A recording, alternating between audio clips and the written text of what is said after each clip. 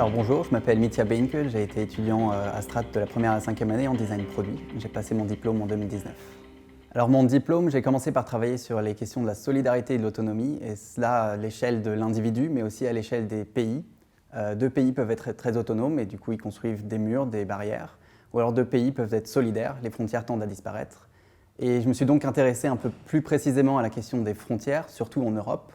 Aujourd'hui, les frontières, elles sont remises en question par la crise migratoire, comme on l'appelle. Mon projet, c'est un lieu, c'est un service qui s'appelle InEurope, et c'est un service d'accueil et d'orientation pour les exilés aux frontières européennes. Ce serait mis en place par l'Union européenne, adapté par les gouvernements nationaux. C'est un lieu qui a pour but d'accueillir les migrants juste après le passage de la frontière nationale, donc le contrôle des passeports, ou alors la sortie de la ZAPI, qui est la zone d'attente pour personnes en instance.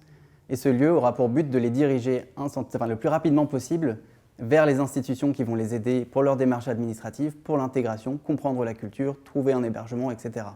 Alors absolument, ça m'a d'ailleurs un petit peu effrayé au départ parce que c'est une problématique qui est ambitieuse déjà, puisque c'est un sujet qui est gigantesque, mais j'ai préféré l'aborder sous l'angle de la globalité et d'avoir une approche plutôt holistique, plutôt que de régler un tout petit détail dans la problématique et finalement ne pas avoir un impact assez important.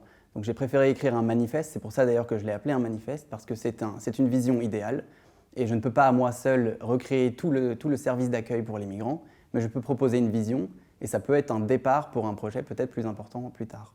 L'innovation, elle est présente dans mon projet déjà parce que le design est peu présent dans les sujets politiques, et encore moins géopolitiques, et je pense que le design a sa place, parce que partout où il y a problématique humaine, le design peut apporter une réponse. Forcément, c'est toujours un défi d'attaquer des problématiques qui sont aussi importantes. On peut avoir l'impression qu'on ne va probablement rien changer, mais en même temps, si on n'essaye pas, on n'arrivera nulle part. Et je pense que le designer est aussi un peu activiste dans ce sens-là. C'est quelqu'un qui a une vision qui est parfois idéaliste, mais au moins il remet en cause certaines choses que personne n'avait probablement remis en cause avant. Ah oui, je suis très content et je pense que c'est un sujet que j'ai envie de poursuivre.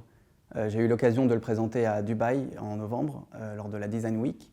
Et je pense que je vais essayer de le présenter peut-être à des personnes du gouvernement, différentes institutions, essayer en tout cas de communiquer le plus possible sur le projet et voir où ça mène.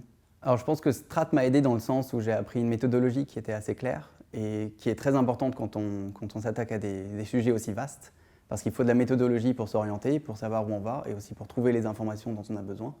Donc je pense que là-dessus, Strat a été très formateur.